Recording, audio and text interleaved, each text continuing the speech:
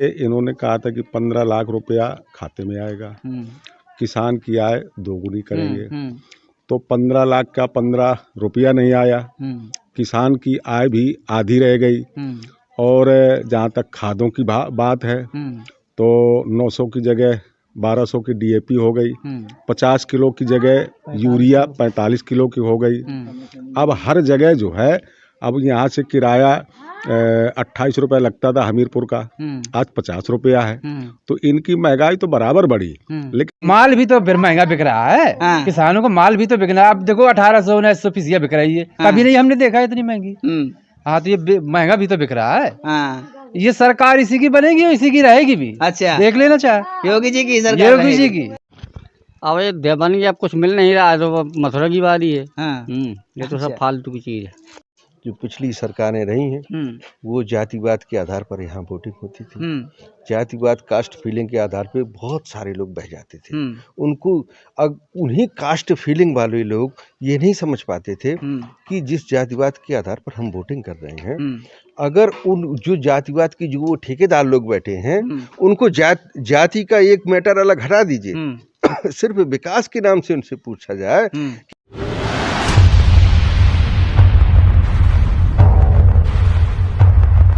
नाम क्या है आपका? विष्णु कुमार। अच्छा, विष्णु कुमार जी, ये बताइए क्या मुद्दे रहने वाले हैं इस बार 2022 चुनाव में? इस बार कोई मुद्दा रहने वाला नहीं है। इस बार तो सपा की सरकार आनी है। बहुत सारे मुद्दे हैं, जैसे महंगाई, बेरोजगारी, ऐसे किसानों के उसमें, तो वो क्या यहाँ क्षेत्र में चल रहा है? महंगाई तो ऐसा है कि बढ़ ही गई है। डीजल का को जाते 100 रुपए के ऊपर बिक गया, यहाँ 40-50 का होना चाहिए किसानों के लिए, 100 के पार हो गया। वोट नजदीक आए, डीजल 10 रुपए घटा दिया, तो इससे कोई सरकार को लाभ आप फायदा हो नहीं। तो सरकार कह रही है ना कि भैया फ्री वैक्सीन वगैरह लगवाए हैं, तो कहीं ना कहीं से तो पैसा चाहिए, तो वो डीजल पेट्रोल से वैक्सीन की कोई जरूरत नहीं गई। 50-25% लोगों को लगा वैक्सीन, बाकी सब लोग कहीं छुट्टा घूम गए। 125 करोड़ मोबाइल में सुने होंगे ना, 125 करोड़ देशवासियों को। 125 करोड़ लगे कहाँ है? वो तो बना दिए, 10-20 रुपए किसी आदमी ने लगवाया, किसी ने लगवाया, कार्ड बनवा लिया। करते क्या है आप? हम कुछ नहीं, किसानी करते हैं। किसानी करते हैं। अभी बात हुई थी कि आत्मनिर्भर बनाने की, किसान ना वो आत्मनिर्भर बनेगा। आत्मनिर्भर का किसान दिल्ली में धरना दिए रहे, काफी किसान मर गए। लेकिन क्या हुआ, सरकार को पहले करना था तो पहले कर देती, चाहे कुछ तीनों टंकी करती। तो कहे सरकार ने अब कर दिया।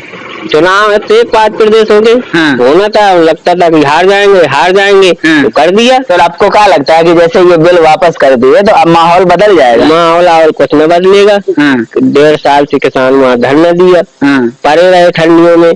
जब इसके बाद 1.5 साल करना था तो पहले कर देते, उससे क्या होगा? और किसानों से कोई लाभ नहीं मिलने वाला। बहुत सुना है कहे कि फिर से वही मुद्दा उछल कर आ जाता है। आप इस बार कोई मुद्दा नहीं आएगा। नहीं है। अभी केशव प्रसाद मौर्य जी ने कहा था कि हम अयोध्या तो बना चुके, अब मथुरा की बारी है, तो क्या वो फिर से जो धार्मिक राजनीति है चलने वाली है? इस बार नहीं चलने वाली है, इस बार नहीं चलेगी। वो लोग पहले थे समझ नहीं पाए थे, हो गया। अब बार थोड़ा गलती करेगा वोटर, इस बार कुछ न करेगा। पहले भैया पहले कह रहे थे, पहले भड़का दिया था मंदिर और मस्जिद के बारे में, पहले लोग बहक गए थे, अब नहीं बहक। चाचा से बात करते हैं। किसान बिलों में ऐसा कुछ भी नहीं था, न कोई ऐसा कारण था। किसान बिल बिल्कुल अच्छे थे और सभी किसान ये चाहते हैं, हमारे यहाँ के बुंदेलखंड के ना समस्त देशवासी, समस्त प्रदेशों के किसान ये चाहते हैं कि ये किसान बिल लागू होना चाहिए। इसमें किसी भी किसान को ना तो कोई नुकसान है, ना किसी प्रकार का कोई घाटा या इस तरह की कोई बात है। तो फिर और किसान कहे बैठे थे? वो किसान पंजाब और भाई साहब हरियाणा के थे।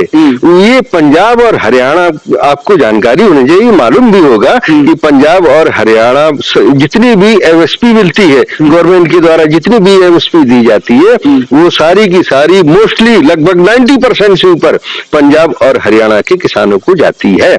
और हमारे यहाँ को किसानों को ज्यादा से ज्यादा 5 या 6% कुल MSP मिल पाती है समस्त देश के किसानों को। ये सही बात है। यहाँ का किसान अधिकतर फुटकर में, बिचौलियों के चक्कर में पड़ता रहता है। बिल्कुल ऐसे ही है, बिल्कुल यही ऐसे ही है, यही सत्य है।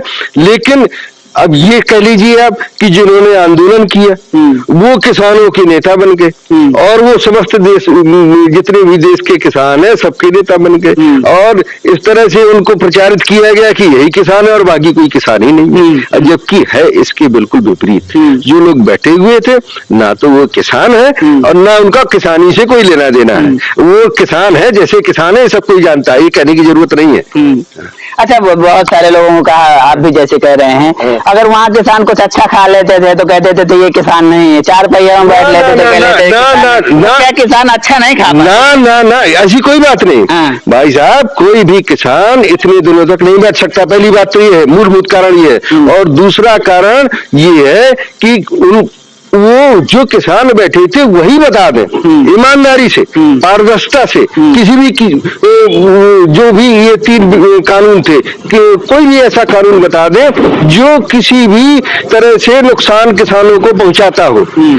और जैसे वो कॉन्ट्रैक्ट फार्मिंग का विरोध कर रहे थे कि कॉन्ट्रैक्ट फार्मिंग नहीं होना चाहिए, ये गलत है, तो भाई साहब सबसे ज्यादा कॉन्ट्रैक्ट फार्मिंग तो पंजाब में है और पंजाब में कम से कम 10 सालों से चल रही है कॉन्ट्रैक्ट फार्मिंग, चल रही है और वही लोग फायदा उठा रहे। उनकी सोच ये थी कि जो शेष देश का किसान है कहीं वो भी ना ये लाभ लेने लगे, इसलिए उनको दर्द हो रहा था। जब तुम्हारे यहाँ पिछले 10 सालों से कॉन्ट्रैक्ट फार्मिंग चल रही है तो तुमने कभी नहीं किसी को कुछ कहा, न सुना, न कभी किसी को ऐतराज किया, न वहां तुम्हारा कोई विरोध है। और यहाँ जब वो चीज लाभ मिलने की किसानों की उम्मीद आई कि यहाँ का किसान भी लाभ लेने लगेगा तो तुम धरना प्रदर्शन पे बैठ गए, आंदोलन में आके बैठ गए। ऐसा कुछ नहीं है, किसानों का ही विरोध करने लगे एक समय में, यही सत्य तो यही हो रहा है। वहाँ के किसान फायदा ले रहे हैं, अब चूंकि यहाँ के किसानों की बारी आ गई कि अब यहाँ के किसानों को भी फायदा मिले, तो वहाँ के किसान धरने में बैठ गए भैया हम यहाँ किसानों को फायदा नहीं लेने। देखिए सुनिए, पहले ये जो हमारे यहाँ के किसान हैं और जो जितने भी किसान आंदोलन में शामिल नहीं थे वो सब सरकार के समर्थन वाले, उनका कोई भी ऐसा वो नहीं था, उनको पूर्ण विश्वास था मोदी सरकार पर और गवर्नमेंट ऑफ इंडिया पर कि जो भी सरकार फैसला लेगी उचित, उनको पूर्ण विश्वास है इस बात का कि जो भी सरकार फैसला लेगी सही लेगी, उचित लेगी, और वो विश्वास आज भी कायम है और संभवतः कायम रहेगा, ऐसी उम्मीद है। भैया रास्ते में जा रहे थे, हमें मिल गए, उनसे पूछते हैं जरा। ये बताइए नाम क्या है आपका? राजेंद्र सिंह। अच्छा राजेंद्र सिंह जी, ये बताइए कि योगी जी के जो 4.5 साल रहे कैसे लगे आपको? अब हमें तो नहीं समझ में आ रहा है। क्या कमी कर दी कि अच्छा नहीं लग रहे? क्या कमी कर दी कि आपको समझ में नहीं आ रहा? भाई अब कमी, हमें राशन तो मिल नहीं रहा, ठीक है ना, हम पात्र हैं।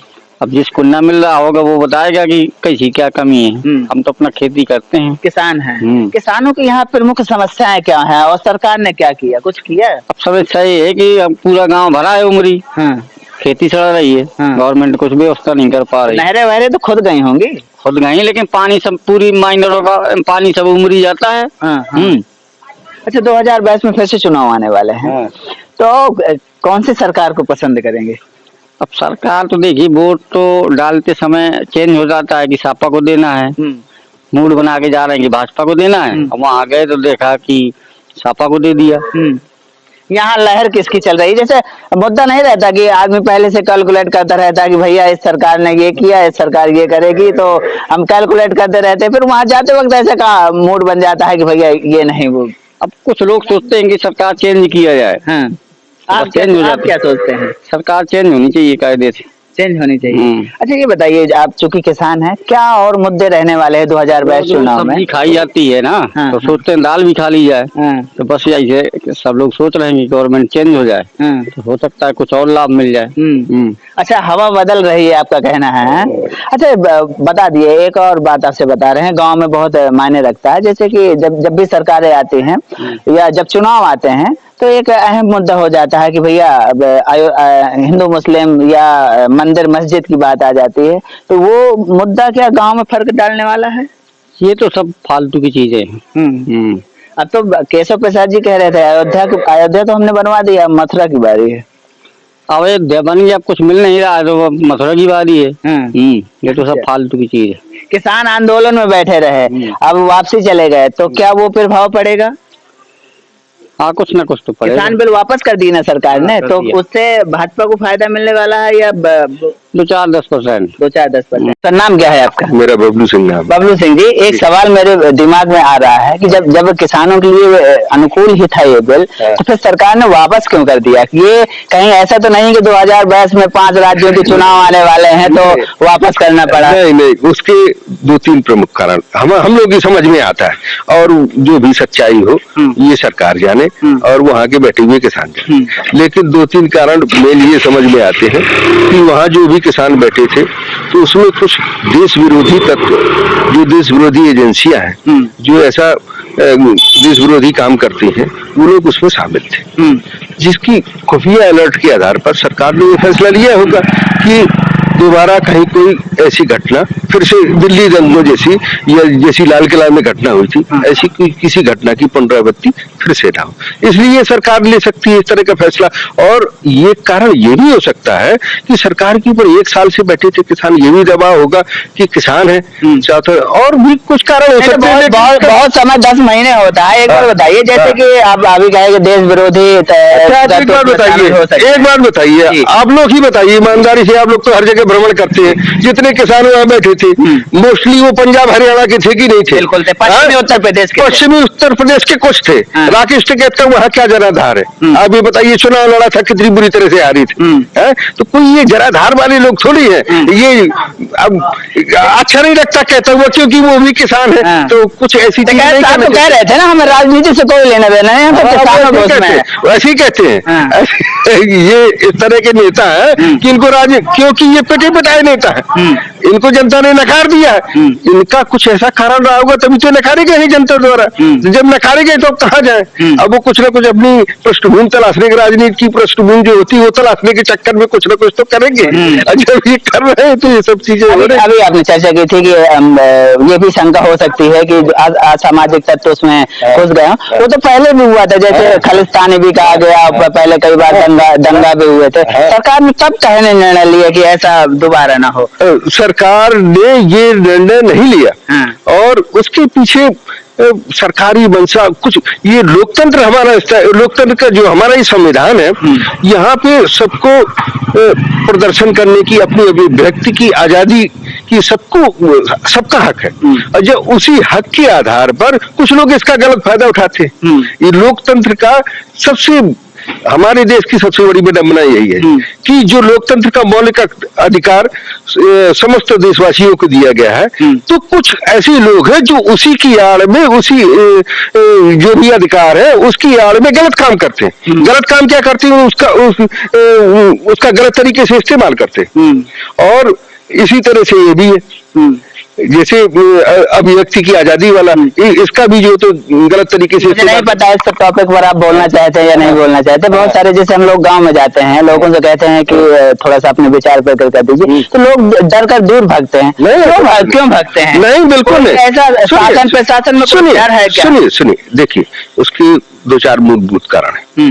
एक तो हमारा ये बुंदेलखंड जो एरिया है, एक तो समस्त भारतवर्ष में मुझे लगता है कि उत्तर प्रदेश और बिहार सर्वाधिक पिछड़े हैं, और उत्तर प्रदेश में भी हमारा ये बुंदेलखंड सबसे पिछड़ा हुआ इलाका। तो यहाँ की जो रूरल एरिया है, यहाँ की जो पृष्ठभूमि है, जो यहाँ के मूल निवासी है, वो लोग थोड़ा बोलने से इसलिए कतराते हैं कि ऐसा तो नहीं है हम कुछ गलत बोल जाए, हम वो उतनी अच्छी तरह वही कह रहे थे कि ऐसा मन में ये डर है नहीं कि हमें उस चीज की जानकारी वही कह रहा हूँ कि अभिव्यक्ति की आजादी तो संविधान ने दी है ना, गलत किस बात की? हम अशब्द किसी का प्रयोग न करें, शांतिपूर्ण अपनी बात तो कह सकते हैं। बिल्कुल वो शांतिपूर्ण, हम आपसे बात कर रहे हैं, एक अच्छी टोन में बात कर रहे हैं, और यही बात हम दूसरी टोन में करने लगे, तो ये भी अभिव्यक्ति की आजादी है। लेकिन जब टोन दूसरी करेंगे, दूसरी तरह से बात करेंगे, तो उसका एक नैरेटिव जो होता है, जो उसका कहने का तरीका होता है, वो अलग हो जाएगा। आपको भी अच्छा नहीं लगेगा, आपको भी बुरा महसूस होगा। तो यही सब चीजें हैं, है तो सब एक ही चीज, बहुत सारी बात हो चुकी है। किसान, आप चूंकि किसान हैं, भाजपा सरकार जब बनी थी, किसानों को आत्मनिर्भर बनाने की बात हुई थी, तो क्या यहाँ के किसान कुछ परसेंट आत्मनिर्भर हुए? दूसरी बात, बुंदेलखंड की बात आती है कि बहुत पिछड़ा इलाका है बुंदेलखंड का। सरकारें बहुत आई, आजादी के बाद लगभग सब सरकारें आ गई, चाहे समाजवादी मान लीजिए, बीएसपी मान लीजिए, कांग्रेस भी मान लीजिए शुरुआती दौर में रही थी, और इसके बाद बीएसपी भी है। तो इन सरकारों को नहीं दिखा कि बुंदेलखंड पिछड़ा इलाका है, यहाँ स्वास्थ्य संबंधित जो मेडिकल कॉलेज है वो बनवाया जाए, यहाँ रोजगार के सृजन के लिए कुछ किया जाए। अरे साहब, आपको एक बात बताएं जी, अपने बुंदेलखंड की यहाँ के लिए कुछ सरकारों का ये मत था, कुछ लोगों का ये मत था, सुनने में आता था, पेपर वगैरह में कभी कभार ये सुनने को मिला है कि बुंदेलखंड का चहुमुखी विकास हो ही नहीं सकता। जब सरकार की ऐसी किसी सरकार की धारणा बन जाएगी कि बुंदेलखंड का पूरा चहुमुखी विकास हो ही नहीं सकता, तो विकास कैसे होगा? यहाँ पे तो उसी तरह की योजनाएं लागू होंगी। और जबकि सच्चाई ये है कि हमारे बुंदेलखंड में जितने भी प्राकृतिक संसाधन है, जितने भी माइंस है, उसका जितना यहाँ से निर्यात, क्या मतलब जितना यहाँ से मटेरियल जाता है, जितना उनका दोहन होता है, तो उतना संपूर्ण उत्तर प्रदेश में आप आंकड़ा उठा के देख लीजिए, आपको उतना नहीं मिलेगा। दुर्भाग्य की बात है, बालू बुंदेलखंड में मिले, पत्थर मिले, अन्य खनिज भी मिलते हैं, जंगल भी मिले, बिल्कुल सारा दोहन यहाँ का। और उस दोहन के हिसाब से जो मिलना चाहिए हमारे बुंदेलखंड को, उस अनुपात में जो कुछ मिलना चाहिए वो कभी नहीं मिलता। वो मिलना तो छोड़िए, उसका आधा भी नहीं मिलता, 1/4 भी, 10% भी लगा दे सरकार तो यहाँ का किसान भी समृद्ध हो जाएगा, मजदूर भी समृद्ध, सब कुछ समृद्ध हो जाएगा। सर्वाधिक पलायन रही हो भाई साहब, सर्वाधिक पलायन पूरे उत्तर प्रदेश में हमारे यहाँ बुंदेलखंड से होता है। सबसे ज्यादा मजदूर हमारे यहाँ के बुंदेलखंड का बाहर जाता है, कहीं भट्ठे में जाएंगे उसका काम करेंगे, कहीं बाहर कंपनियों में, कहीं सबसे ज्यादा बेरोजगारी और सबसे ज्यादा रूरलिटी, सबसे ज्यादा अनपढ़। और अब तो काफी पढ़े लिखे लोग हो गए, सब कोई पढ़ना चाहता है, लेकिन सर्वाधिक पिछड़ापन। आप ये समझिए कि आप जैसे किसी से बात करें तो बात करने में भी लोग हिचकिचाएंगे, वही चर्चा करते हैं, वो ये सोचेंगे कि ऐसा ना हो हम कोई गलत बोल जाए, हमको जानकारी ना हो। वही मैं खोलने का प्रयास कर रहा था, इन लोगों के किसी के ऐसा कुछ दिमाग, वही मैं खोलने का प्रयास कर रहा था, वही खोलने का प्रयास कर रहा था कि लोगों के दिमाग में ऐसा भय रहता है कि अगर हमने सरकार का अपोजिट बोल दिया तो वैसा ना हो सरकार हमें कहीं ना कहीं से फंसा दे या कुछ कर दे, ऐसा दिमाग में ऐसा चलता है कि ऐसा ना है। आपका जगरूप प्रजापति। अच्छा, ये बताइए प्रजापति जी, क्या मुद्दा रहने वाले हैं इस बार विधानसभा चुनाव में? अब देखिए, मुद्दा की बात एक अलग है और हर आदमी का सोच अलग अलग होता है। अब जैसे भैया ने बताया कि गवर्नमेंट कुछ दिन सब्जी खाई तो दाल भी खाना चाहिए, उस हिसाब से बदलना भी चाहिए। और रही बात आगे की, देखिए हम लोग शुद्ध किसान आदमी, अब किसानी के हिसाब से देखिए इन्होंने कहा था कि 15 लाख रुपया खाते में आएगा, किसान की आय दोगुनी करेंगे, तो 15 लाख का 15 रुपया नहीं आया, किसान की आय भी आधी रह गई। और जहाँ तक खादों की बात है तो 900 की जगह 1200 की DAP हो गई, 50 किलो की जगह यूरिया 45 किलो की हो गई। अब हर जगह जो है, अब यहाँ से किराया 28 रुपया लगता था हमीरपुर का, आज 50 रुपया है। तो इनकी महंगाई तो बराबर बढ़ी, लेकिन हमारी, अब जिसे धान बोते हैं, गेहूं बोते हैं, अब सरकार कहती है कि ये धान बिक्री करो। जो वहाँ प्रभारी बैठा है वो तो कह रहा है कि मैं पर डे खरीदूंगा, लेकिन जब उसकी उठान नहीं हो रही है, उसके ऊपर डंडा है कि आप धान खरीदिए, वहां से है कि धान खरीदिए। यहाँ जब उठान नहीं हो पा रही है, वो धान कैसे खरीदेगा? तो ये है कि फिर भी रिकॉर्ड भरते रहे कि खरीदारी हो रही है, तो 300 कुंटल की जगह खरीद रहा है वो 30-40 कुंटल दिन में। अब हमको बिक जाना चाहिए एक दिन में, अब बेच रहे हैं साला 20 दिन में। अब 20 दिन के डीजल पेट्रोल कहाँ से आएगा?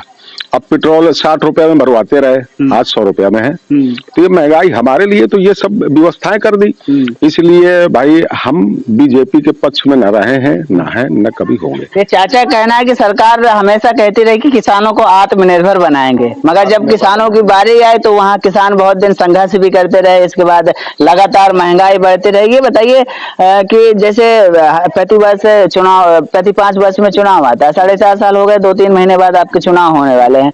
इस बार राज्य के अलावा ऐसे क्षेत्र की क्या समस्याएं हैं जो यहाँ के लोगों के दिमाग में चलती हैं कि 4.5 साल हो गए सरकार ने ये नहीं कर पाया कि वो नहीं कर पाया, क्या ऐसी समस्या? हम राज्य और देश की बात नहीं करते हैं, हम अपने गांव क्षेत्र की बात करते हैं। जो इन्होंने कहा कि ये गैस को इन्होंने उज्ज्वला गैस को फ्री में बांटा। अब फ्री में बांटा, उस समय थी 700 का, आज ये दे रहे हैं 1000 का। महिलाओं को धोखा करके कि धुआं न लगे, है कंडे से रोटी न बनाए, धुआं न लगे, आंख सुरक्षित रहे।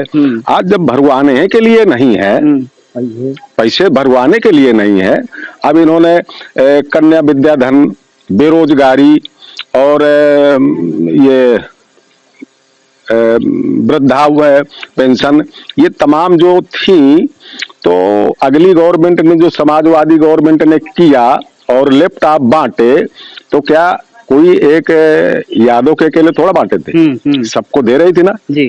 कन्या विद्याधन सबको दे रही थी, उसमें केवल एक आहिर की लड़की नहीं थी। और बेरोजगारी भत्ता जो दे रहे थी तो हर आदमी को दे रही थी, केवल एक यादव को नहीं दे रही थी।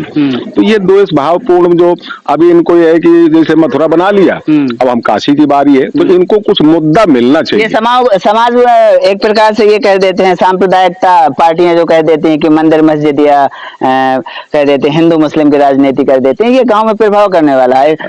नहीं। अच्छा, अभी एक बात और की आपने कि जैसे कहा कि क्षेत्र में रोजगार की भी वो नहीं है, ये बताइए कि क्या अखिलेश के समय में जैसे भाजपा सरकार अभी कह रही है कि सबका साथ सबका विकास, और जैसे कि अभी चर्चा की आपने कि सिलेंडर वगैरह में, तो सिलेंडर पहले 5000 में सरकार कहती 5000 में मिला करता था, कनेक्शन 5000 में हुआ करता था, हमने तो फ्री में करवा दिया ना, जीरो बैलेंस खुलवा दिया, उसका कुछ फायदा हो रहा है कि नहीं हो रहा है? किसको? पब्लिक को? कोई फायदा नहीं है। क्या फायदा हो रहा है?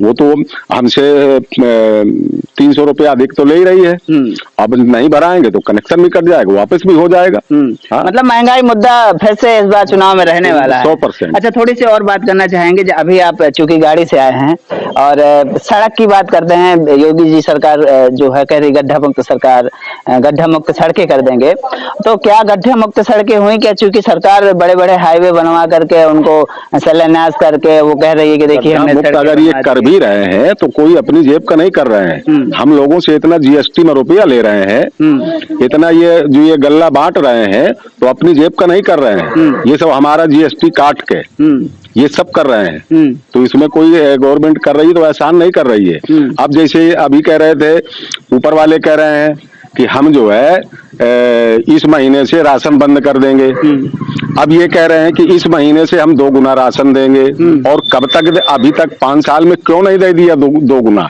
अब ये 2 महीने में क्या ये 2 गुना कर लेंगे? अभी अखिलेश सरकार में लैपटॉप बटे, वो किसी के वो नहीं थे, अब ये कह रहे हैं हम टेबलेट बांटेंगे, तो 5 साल में क्यों नहीं बांट दिए? अब ये पब्लिक को रिझाने के लिए क्यों बांट रहे हैं? अरे सही बात है ना, अगर अखिलेश सरकार ने लैपटॉप भी बांटे थे, ये अगर टैबलेट मोबाइल में बांटे तो फायदा तो प्रत्यक्ष रूप से युवाओं को होने वाला है ना, उसमें बुराई क्या है? वो अच्छी बात है, लेकिन अगर इनको बांटना था अब तो ये 5 साल पहले बांटते ना, ये तो पब्लिक को और बच्चों को। अब जैसे ये पेपर लीक हुए, 5 साल में 5 बार पेपर लीक हुए, अब ये हम लोग किसान हैं, अब सोचते हैं कि बेटे को पढ़ाया, बेटी को पढ़ाया, अब इसको पेपर देने जाना है, खाना बना दो, नाश्ता बना दो, भैया खर्चा नहीं है, किराया उससे कर्जे में ले लो, कर्जा लिया, अभी यहाँ से लखनऊ जा रहा है बेटा बैठ के, अब वहाँ रात भर पार्क में सो रहा है, सुबह पता चल पर्चा लीक। ये कौन भुगतेगा? ये युवा जो गवर्नमेंट के पीछे घूम रहे हैं कि हमको गवर्नमेंट जब मिल जाए, नौकरी मिल जाए, तो उसका जवाब नवयुवक देगा। सरकार तो वैसे भी ऑलरेडी कह रही है, हम तो बहुत सारे रोजगारों का सृजन किया। अभी ये सरकार कह रही है, हम थोड़ा कह रहे हैं। अभी एक्सप्रेस वे बन रहा है, कॉरिडोर बनेगा, डिफेंस कॉरिडोर, उसमें बहुत सारा रोजगार सृजन होगा उसमें। किसका? तो क्षेत्र के लोगों को, कुछ लोगों को हो जाएगा, हर जगह थोड़ा हो जाएगा। और कुछ लोग हैं, उनसे बात करते हैं। चाचा, हमारे साथ जुड़ने के लिए बहुत बहुत धन्यवाद। अच्छा, ये नाम क्या है आपका? हमारा नाम है राम सफल। थोड़ा तेज बोलेंगे, मजा आएगा। राम सफल। अच्छा, ये बताइए सरकार कैसी लगी आपको? हमको तो बहुत अच्छी लगी। क्या क्या अच्छा लगा? मतलब कोई भेदभाव नहीं, किसी भी प्रकार का जात पात नहीं, और जो सबका साथ सबका विकास भी एक साथ। एक नारा था, सबका साथ सबका विकास, सबका साथ सबका विकास, सबका विश्वास। सबका विश्वास भी है, और एक साथ जो कोई भेदभाव नहीं है, और ना ही किसी प्रकार का कोई डर भाव है। और जो उसके काम के विषय में सभी को काम भी दिया है, ऐसा नहीं है। और नारियों के लिए तो सबसे ज्यादा इसमें जो है महिलाओं के लिए, हाँ। महिलाओं के लिए क्या है स्पेशल? इसमें जो है दीनदयाल उपाध्याय के माध्यम से स्वयं सहायता समूह के उसमें काम दिया है, जिसमें महिलाओं का रोजगार चलता है। अभी बगल के गांव में हमने सुना था जो सार्वजनिक शौचालय बने उनमें महिलाओं को 27,000 रुपए 3 महीने का वेतन उसमें भी बहुत जो शौचालय है वो तो चालू नहीं हुए, तो महिला बहुत खुश हो रही थी, कह रही थी भैया हमें तो फ्री का मिल गया। नहीं सही है। और जो है महिलाएं भी काम कर रही हैं इसमें। और जो है ऐसा नहीं है कि कोई लोग जो है बाहर लैट्रिन जाता हो, अब जो है घर ही में सब व्यवस्था है। और सरकार ने जो है सब कुछ दिया है, ऐसा कुछ नहीं है। आप करते क्या हैं? हम तो किसानी करते हैं। अच्छा, किसानी की बात आती है, किसानों के लिए सरकार ने क्या किया? और उसमें जो है किसान सम्मान निधि और 2,000 रुपए 4 महीने में देती है, जिससे जो है किसान के लिए समय समय पर खाद है, पानी है, ये सब जो है अपने साधन जुटा लेता है उससे। अभी बात हुई थी जो भैया भी गाड़ी में बैठे थे, बोल रहे थे, कह रहे थे कि सरकार कह रही थी किसानों को आत्मनिर्भर बनाएंगे। तो किसानों को तो कहीं आत्मनिर्भर नहीं बनाया, जबकि खाद महंगी कर दी, बीज महंगे कर दिए, तेल महंगा कर दिया। तो वो ये सब झूठा अफवाह है, ये सब कहीं कुछ नहीं। तेल तो वास्तविक महंगा हुआ ना? नहीं, तेल महंगा जरूर हुआ है, लेकिन हम तो किसान है, देखो हमको तो खरीदना है नहीं। हम तो सब उगा लेते खेतों में। तो ट्रैक्टर वेक्टर जब खरीदेंगे तेल वेल लगेगा कि नहीं लगता? ट्रैक्टर से तेल लगेगा तो माल भी तो महंगा बिक रहा है। किसानों को माल भी तो बिक रहा है। अब देखो 1800 फीसिया बिक रही है, कभी नहीं हमने देखा है इतनी महंगी। हाँ, तो ये महंगा भी तो बिक रहा है। ये सरकार इसी की बनेगी और इसी की रहेगी भी। अच्छा, देख लेना चाहे योगी जी की, योगी जी की। अच्छा, अखिलेश यादव सरकार में कहा करते थे गुंडागर्दी बहुत हुआ, वो सही हुआ? गुंडागर्दी सरकार में भी कहते हैं कि भैया, काफी लोग सुने हैं, बोले भैया इस सरकार में कोई भेदभाव नहीं है और न किसी प्रकार का जात पात है। और अन्य सरकारें आती हैं तो उसमें जात पात, गुंडागर्दी, ये सब दुनियादारी होती है उसमें। अच्छा, एक बात बताइए, जब ये चुनाव नजदीक आते हैं, फिर से आ जाता है मंदिर मस्जिद, हिंदू मुसलमान, तो क्या ये फिर से यहाँ ये सब विपक्ष के लोग दुनियादारी करते हैं। ये सब कहीं कुछ नहीं है, ये विपक्ष सब करता है। तो आप किसी पार्टी से रिलेटेड हैं? नहीं, हम किसी पार्टी से नहीं है। हमको तो अपने आप में सुकून मिल रहा है अभी इस शासन काल में। हमें किसी प्रकार की निर्भीकता मतलब हम महसूस कर रहे हैं। जैसे भारतीय जनता पार्टी की बात है, भारतीय जनता पार्टी ने बहुत सारे वादे किए थे, उनमें एक वादा ये भी था कि हम राम मंदिर बनवा देंगे। राम मंदिर तो बनवा दिया, तो उसका प्रभाव यहाँ कितना पड़ने वाला है? देखिए, ये तो ऐसा है, कई लोग कहते थे कि मतलब मंदिर में नहीं जाना, मस्जिद में नहीं जाना। अब किसी भी प्रकार का कोई भेदभाव नहीं, चाहे कोई मंदिर में जाए, चाहे जिस बिरादरी का हो, चाहे जिस जात का हो। सबसे ज्यादा सुकून हमको इस पार्टी में मिला है।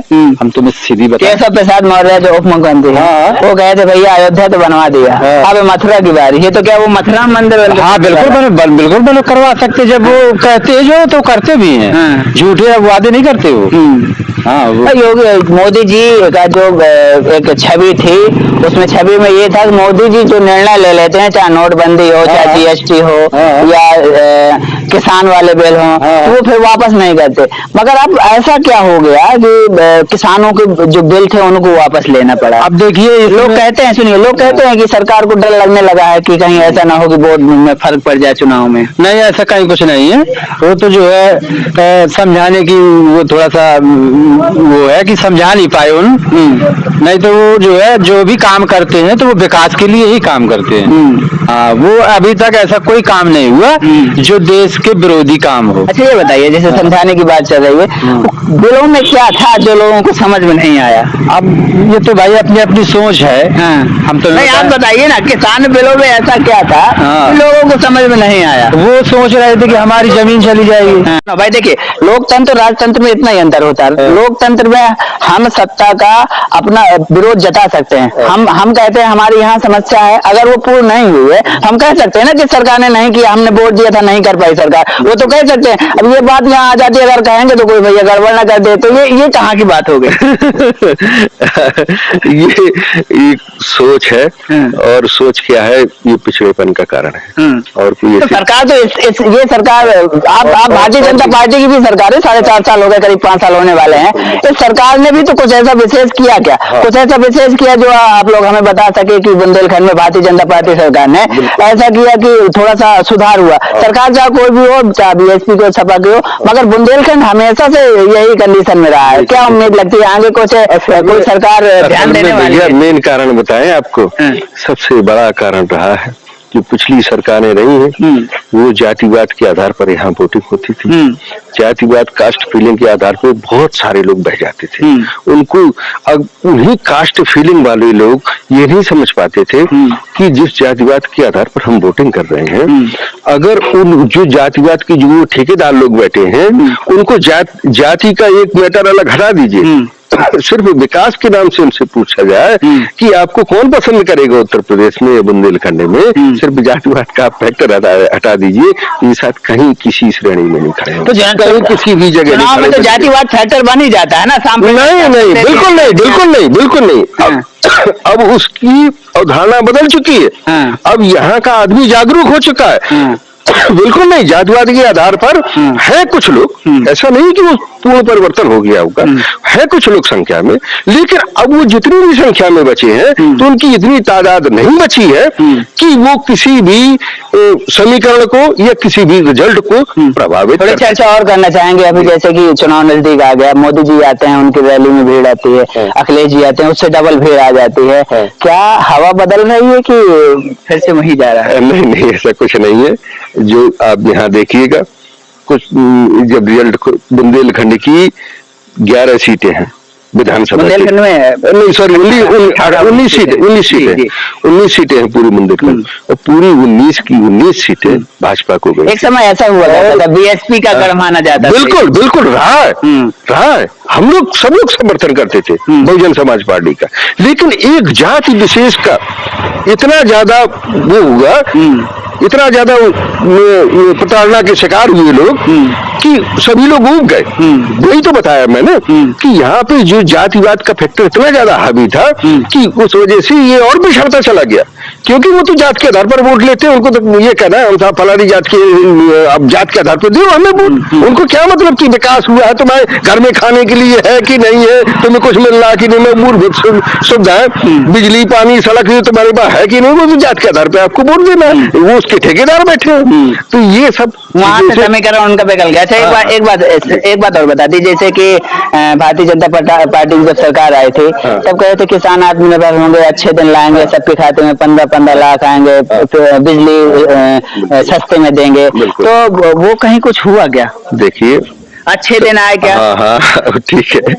महंगाई कम हुई, वो कह रहे थे ना कि एक बाबा रामदेव जब सरकार बनी थी तब बाबा रामदेव कह रहे थे कि हम 35 रुपए में 35 रुपए वाली सरकार चाहिए, तेल जो 35 रुपए लीटर वाली या 70 रुपए वाली चाहिए। तो ये बहुत सारे लोग कहते हैं, यही बात बहुत सारे लोग कहते हैं जो हम आपको बता रहे हैं, पड़ोस के गाँव में भी कह रहे थे कि सरकार कही थी कि हम सस्ता तेल देंगे, अब महंगा हो गया, अच्छे दिन नहीं आए, उस पर क्या कहेंगे? देखिए, कोई भी सरकार, किसी भी सरकार के पास किसी भी तरह की जादू की छड़ी नहीं जी।